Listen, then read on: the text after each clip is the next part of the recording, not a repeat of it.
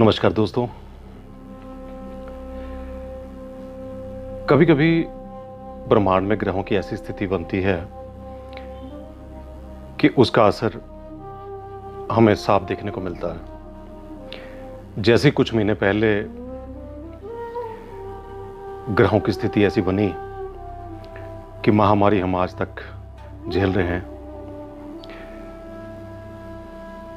6 ग्रह एक ही घर में, काल सर्पयोग की स्थिति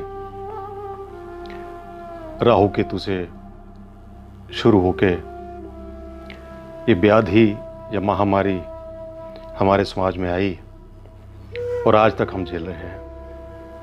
और हर किसी की जुबान में एक ही बात है कि इसका असर कब तक रहेगा या स्थितियां कब बेहतर होंगी। तो मैं आज ग्रहों की एक स्थिति के बारे में बात करने के लिए आया हूं जो 13 सितंबर को शुरू हुई थी और ये रही थी 15 सितंबर तक। ऐसा बहुत कम होता है कि जब ग्रह स्वग्रही होकर बैठते हैं या अपनी ही राशियों में आकर बैठते हैं।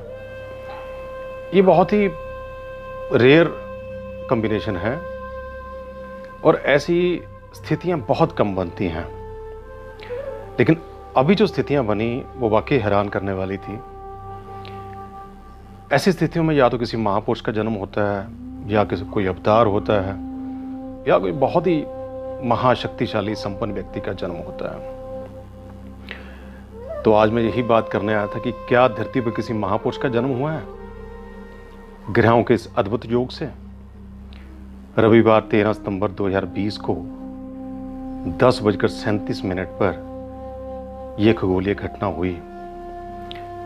6 ग्रह अपने घरों में पहुंचकर स्वग्रही हो गए। 9 ग्रहों में से 7 ग्रहों के अपने घर होते हैं। राहु केतु को अपना घर नहीं माना जाता और 6 ग्रहों का स्वग्रही हो जाना एक दुर्लभ खगोलीय घटना है। यह स्थिति रही 15 सितंबर 2020 की दोपहर 2:25 तक। जब 4 ग्रह स्वग्रही होते तो हम कहते हैं कि बहुत उत्तम योग बन रहा है और ऐसे योग में जन्मे व्यक्ति शक्तिशाली और संपन्न होते हैं। इनके पीछे काफी बड़ा जन सलाब होता है। जब 6 और 7 ग्रह स्वग्रही हों तो इन्हीं में से चुपचाप किसी महापुरुष या किसी अवतार या किसी शक्ति का प्राकट्य होता है। पर सिर्फ इतना ही काफी नहीं है। इनके अलावा ग्रहों की व्यक्तिगत स्थितियां भी जिम्मेवार होती हैं।